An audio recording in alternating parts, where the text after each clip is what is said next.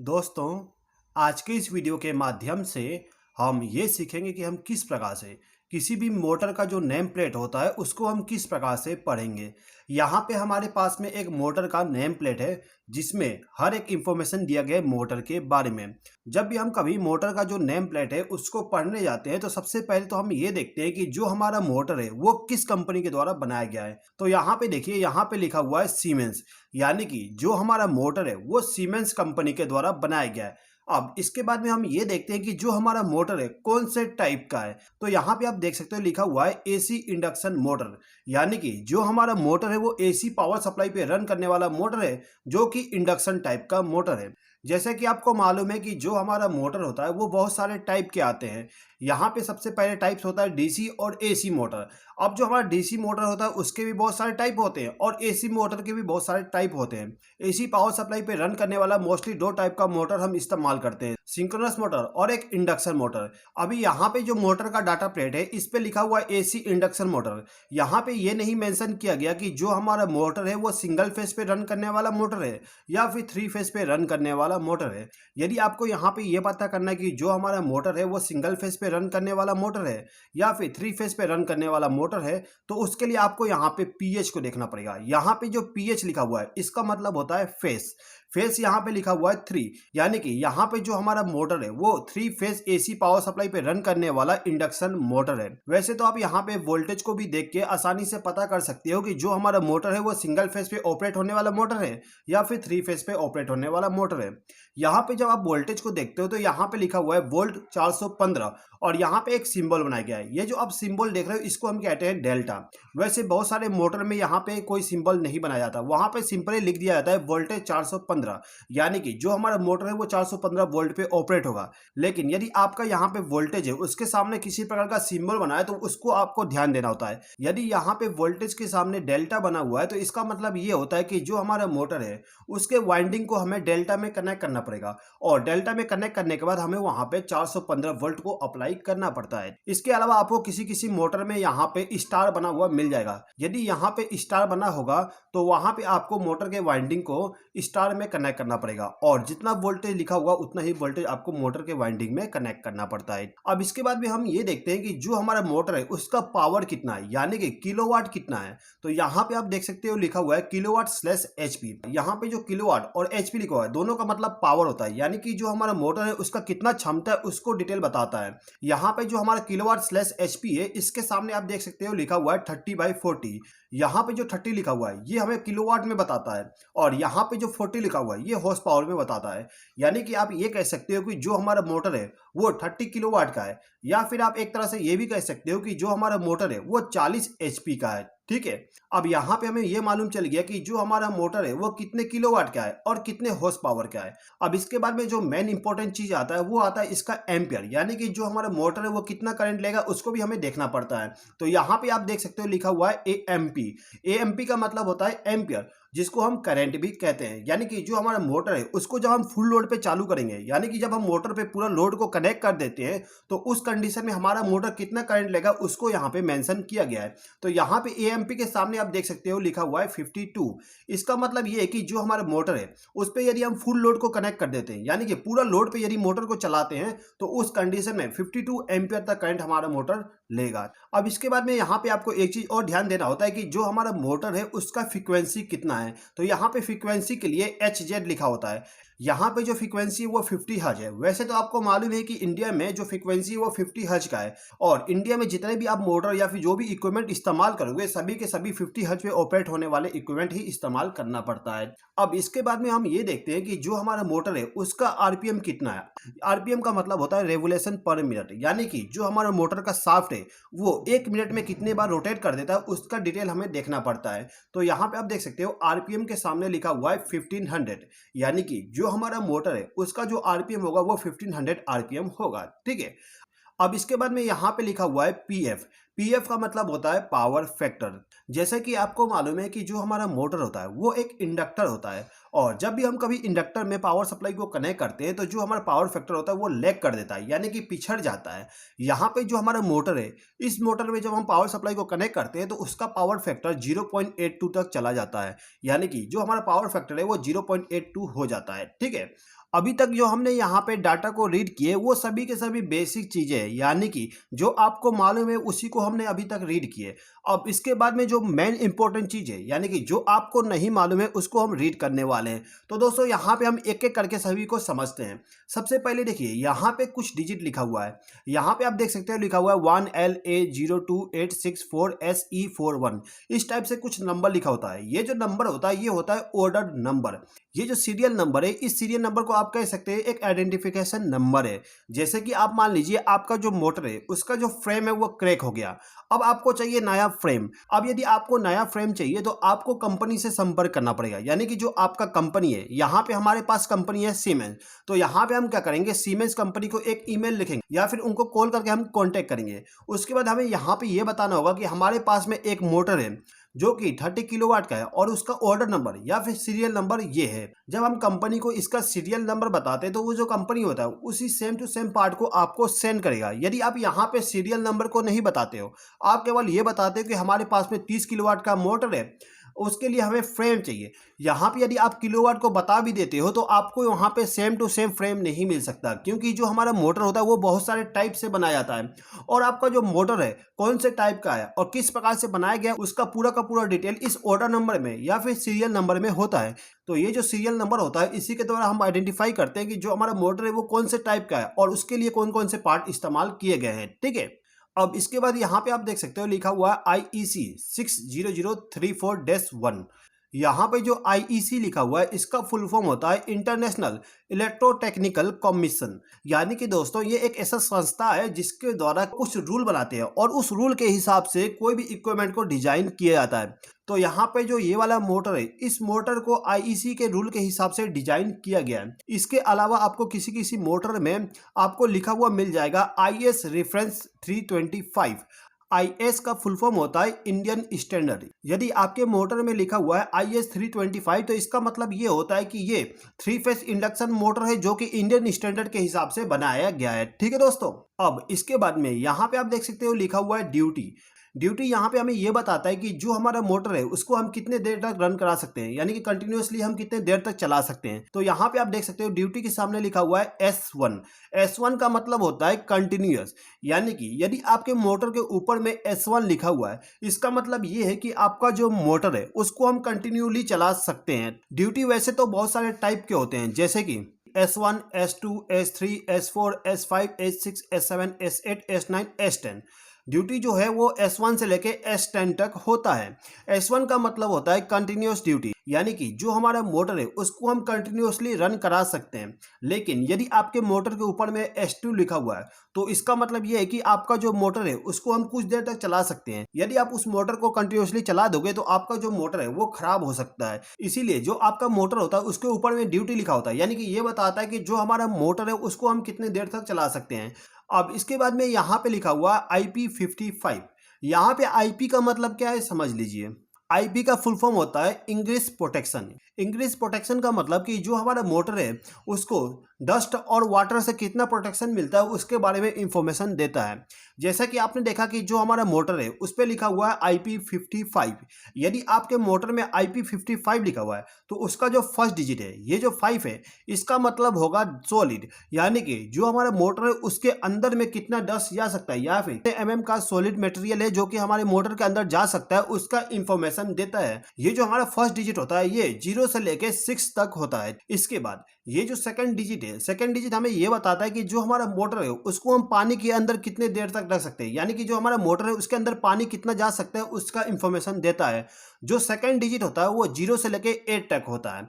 जो हमारा इक्विपमेंट होता है उसका जो हाईएस्ट प्रोटेक्शन होता है वो होता है IP68। यदि आपके मोटर में IP68 लिखा हुआ है तो आपका जो मोटर है उसमें ना तो पानी जा सकता है ना ही डस्ट जा सकता है। ठीक है दोस्तों। अब इसके बाद में यहाँ पे लिखा हुआ है डेट। जो यहाँ पे डेट लिखा हुआ है इसका मतलब ये है कि जो हमारा मोटर है वो कौन से ईयर में बनाया गया उसका डिटेल लिखा गया है। यहाँ पे आप देख सकते हो डेट के सामने लिखा हुआ है 2019, यानी कि जो हमारा मोटर है वो 2019 में मैन्युफैक्चर किया गया है। ठीक है। अब इसके बाद में यहाँ पे आप देख सकते हो सीरियल नंबर लिखा गया है। ये जो सीरियल नंबर होता है वो आइडेंटिफिकेशन के लिए होता है। जैसे कि मैंने आपको बताया था कि जो हमारा ऑर्डर नंबर है इससे हमें ये मालूम चल जाता है कि जो हमारा मोटर है वो कौन से टाइप का है। अब जो कंपनियां होती है, कंपनियां क्या करती है, एक ही टाइप के बहुत सारे मोटर बनाती है। अब जो मोटर होता है उसको आइडेंटिफाई करने के लिए यहाँ पे कुछ नंबरिंग किया जाता है। जैसे कि हमारा नाम होता है, किसी का नाम जैसे राम रख दिया जाता है, किसी का नाम राहुल रख दिया जाता है। इसी प्रकार से दोस्तों यहाँ पे जो हमारा मोटर होता है उसका सीरियल नंबर होता है, जिससे कि हम उस पर्टिकुलर मोटर को हम आइडेंटिफाई कर सके। ठीक है। अब इसके बाद में यहाँ पे आप देख सकते हो लिखा हुआ है कूलिंग। कूलिंग यहाँ पे हमें ये बताता है कि जो हमारा मोटर है उसको ठंडा करने के लिए कौन सा तरीका का इस्तेमाल किया गया है।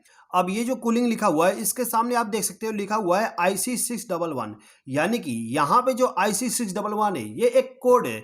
ये कोड हमें ये बताता है कि जो हमारा मोटर है उसको कूल करने के लिए यानी कि ठंडा करने के लिए कौन सा तरीका का इस्तेमाल किया गया है। ठीक है दोस्तों, यहाँ पे एक छोटा सा मिस्टेक हो गया है। यहाँ पर मैंने दो दो जगह पे IP लिख दिया हूँ। यहाँ पे जो डाटा प्लेट है इसको मैंने खुद बनाया था, इसीलिए यहाँ पे छोटा सा एक मिस्टेक हो गया है। मैंने IP को दो दो जगह पे लिख दिया हूँ, तो यहाँ पे आप इसको इग्नोर कर दीजिएगा। ठीक है।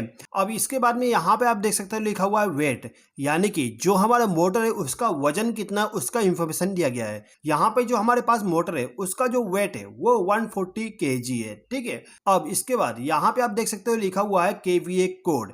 KVA कोड का मतलब ये है कि जो हमारा मोटर है उसको जब हम स्टार्ट करते हैं, यानी कि मोटर को स्टार्ट करते ही कितना KVA तक पावर को कंज्यूम करता है उसका इंफॉर्मेशन देता है। यहाँ पे जो पावर कंजप्शन है उसको एक कोड में लिखा जाता है। जैसे कि आप देख सकते हो यहाँ पे लिखा हुआ है जी का मतलब क्या है समझ लीजिए। आपका जो मोटर है, मोटर के प्लेट पे आप KVA कोड A से लेके V तक दे सकते हो, लेकिन उसमें कुछ अल्फाबेट नहीं होता है। जैसे कि आपका जो मोटर है उसमें KVA कोड आपको I नहीं मिलेगा, O नहीं मिलेगा और Q नहीं मिलेगा, यानी कि 3 अल्फाबेट को छोड़ के बाकी अल्फाबेट सभी होते हैं और इन सभी अल्फाबेट का अलग अलग मतलब होता है। यहाँ पे क्या मतलब होता है हम समझ लेते हैं। जैसे कि आपने देखा कि जो हमारा मोटर था उस पर लिखा हुआ था जी का मतलब होता है 5.9 KVA, यानी कि जो हमारा मोटर है कितना भी हॉर्स पावर का हो उसको हमें मल्टीप्लाई करना पड़ेगा 5.9 से। यहाँ पे हमारे पास 40 HP का मोटर था, जब हम इसको 5.9 से मल्टीप्लाई करते हैं तो हमें मिलता है 236 KVA, यानी कि जो हमारा मोटर है जब हम इसको स्टार्ट करेंगे तो स्टार्टिंग में जो KVA पावर कंज्यूम होगा वो 236 KVA कंज्यूम होगा। ठीक है। अब इसके बाद यहाँ पे देख सकते हो लिखा हुआ है फ्रेम। फ्रेम का यहाँ मतलब ये होता है कि जो हमारा मोटर है उसका डायमेंशन क्या है। यहाँ पे फ्रेम के सामने आप देख सकते हो 286T लिखा हुआ है। यहाँ पे जो 286T लिखा हुआ है ये एक कोड है और इस कोड को जब हम रीड करेंगे तो हमें ये मालूम चलेगा कि जो हमारा मोटर है उसका डायमेंशन क्या है। यहाँ पे जो मोटर का फ्रेम साइज, ये फ्रेम साइज हमें ये बताता है कि जो हमारा मोटर है इसका जो फुट होल है, ये दोनों होल, इन दोनों के बीच में डिस्टेंस कितना है। साथ ही साथ में हमें ये भी बताता है कि जो हमारा रोटर है उसका ग्राउंड लेवल से कितना हाइट है। उसके बाद जो हमारा फ्रेम साइज है वो हमें ये भी बताता है कि जो हमारा रोटर है उसका जो लेंथ है वो कितना है, यानी कि कितना बाहर तक वो निकला होता है। यहाँ पे जो फ्रेम साइज होता है वो दो तरीके से मेंशन किया जाता है, एक IEC कोड के हिसाब से और एक नीमा कोड के हिसाब से। जब भी आप कभी मोटर के डायमेंशन को पता करना चाहते हो कि उसका डायमेंशन कितना है, तो सबसे पहले आपको ये देखना है कि जो हमारा मोटर है वो कौन से रूल के हिसाब से बनाया गया है, IEC के हिसाब से या फिर नीमा के हिसाब से। उसके बाद जो वहाँ पे फ्रेम साइज लिखा होगा यानी कि फ्रेम कोड लिखा होता है उस कोड को हम डिकोड करेंगे और उसको डिकोड करने के बाद हमें ये मालूम चल जाएगा कि जो हमारा मोटर है उसका डायमेंशन कितना है। ठीक है। अब इसके बाद यहाँ पे आप देख सकते हो लिखा हुआ है इफिशिएंसी 86% है। यहाँ पे जो EFF यानी कि इफिशिएंसी है वो हमें यह बताता है कि जो हमारा मोटर है वो आउटपुट में कितना पावर हमें देता है। यहाँ पे आप देखिए हमारे पास में एक मोटर है, इस मोटर को यदि हमें रन कराना हो तो हमें इलेक्ट्रिकल पावर सप्लाई देना पड़ता है। अब यहाँ पे जो हम इलेक्ट्रिकल पावर सप्लाई देते हैं वो पूरा का पूरा मैकेनिकल पावर में कन्वर्ट नहीं हो पाता। यहाँ पे जो हमारा मोटर है इस मोटर में आप देख सकते हो इतना सारा लॉसेस है। अब इतना सारा लॉसेस होने के बाद यहाँ पे आउटपुट में हमें कुछ ना कुछ कम मिलेगा। यहाँ पे कितना कम हमें आउटपुट मिलता है वही हमें इफिशिएंसी बताता है। तो यहाँ पे आप देख सकते हो लिखा हुआ है 86%, यानी कि जो हम इलेक्ट्रिकल पावर सप्लाई देंगे उसका जो 86% है वही केवल हमें आउटपुट में मिलेगा। अब इसके बाद यहाँ पे आप देख सकते हो लिखा हुआ है पोल। पोल के सामने लिखा हुआ है 4। यहाँ पे पोल क्या है एक बार समझ लीजिए। यहाँ पे आप देख सकते हो हमारा कुछ मोटर का डायग्राम शो किया गया है। यहाँ पे जो आप ये वाला हिस्सा देख रहे हो इसको हम कहते हैं पोल। पोल के ऊपर ही वाइंडिंग किया जाता है। ठीक है। यहाँ पे जो पोल होता है उस पोल के हिसाब से मोटर का जो RPM है वो भी चेंज हो जाता है। जैसे कि आप देख सकते हो यदि हमारे मोटर में केवल 2 पोल है और जो हमारा मोटर जो है वो 50 फ्रीक्वेंसी पे रन करता है तो उस कंडीशन में हमारा जो मोटर का RPM है वो 3000 होगा। लेकिन यदि आपके मोटर में 4 पोल है तो उस कंडीशन में आपका जो मोटर है वो 1500 RPM का होगा। इसी प्रकार से यदि आपके मोटर में 6 पोल है तो उस कंडीशन में आपका जो आरपीएम है वो केवल 1000 होगा, यानी कि जितना ज्यादा पोल होगा उतना आरपीएम कम होता है। ठीक है दोस्तों, अब इसके बाद यहाँ पे आप देख सकते हो लिखा हुआ है इंसुलेशन क्लास। यहाँ पे जो इंसुलेशन क्लास है ये हमें ये बताता है कि जो हमारा मोटर का वाइंडिंग है उसका जो टेम्परेचर है वो कितना तक जा सकता है, यानी कितने टेम्परेचर तक हमारे मोटर के वाइंडिंग को कोई फर्क नहीं पड़ेगा।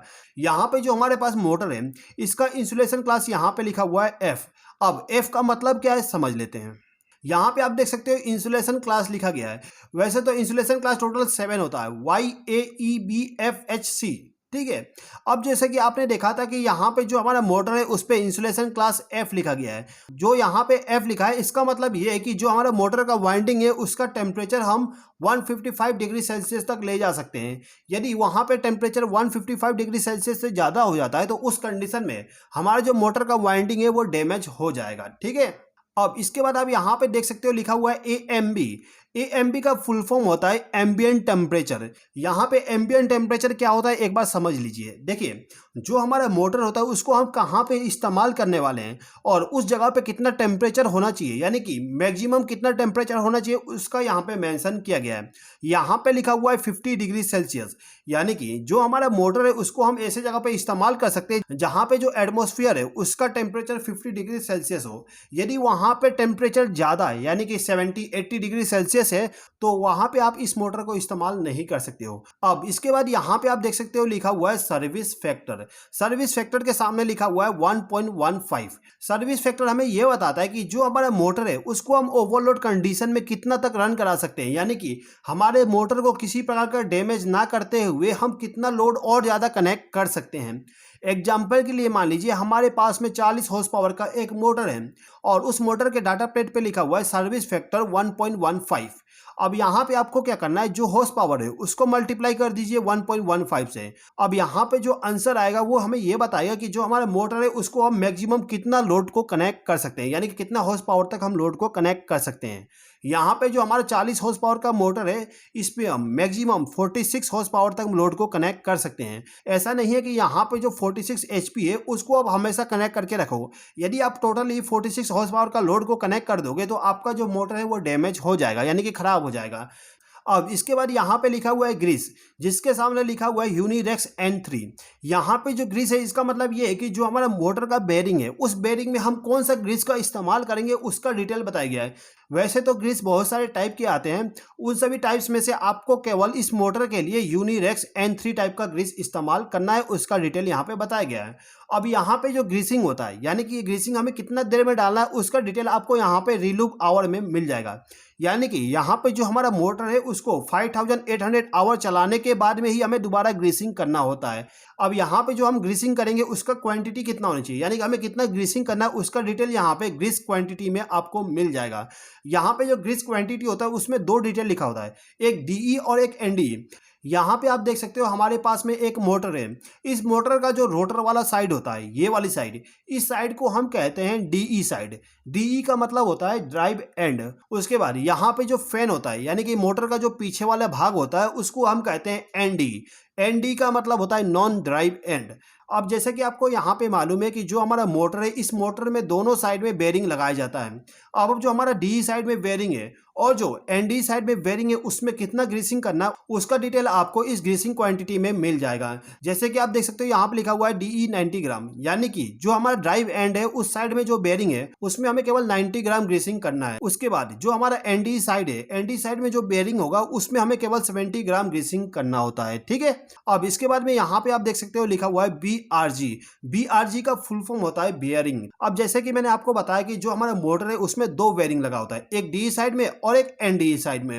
अब जो DE साइड में कौन सा बेयरिंग इस्तेमाल किया गया है उसका डिटेल DE के सामने लिखा होता है और NDE साइड में कौन सा बेयरिंग इस्तेमाल किया गया उसका डिटेल NDE के सामने लिखा होता है। ठीक है, अब इसके बाद में यहाँ पे जो CE लिखा हुआ है ये एक लोगो है। यदि आप कभी मोटर के डाटा प्लेट पे ये वाला लोगो देखते हो तो इसका मतलब ये होता है कि जो हमारा मोटर है वो यूरोपियन कन्फर्मिटी के द्वारा सर्टिफिकेट उसको प्राप्त हुआ है, यानी कि यूरोपियन कन्फर्मिटी के द्वारा जो स्टैंडर्ड बनाया गया है उन सभी स्टैंडर्ड को फॉलो करते हुए उस मोटर को डिजाइन किया गया है और उस कंपनी के द्वारा यानी कि यूरोपियन कन्फर्मिटी के द्वारा उसको लाइसेंस प्राप्त है।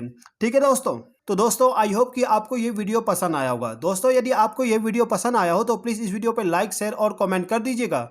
और यदि आपने अभी तक हमारे चैनल को सब्सक्राइब नहीं किया तो सब्सक्राइब भी कर लीजिएगा। इस वीडियो को देखने के लिए धन्यवाद।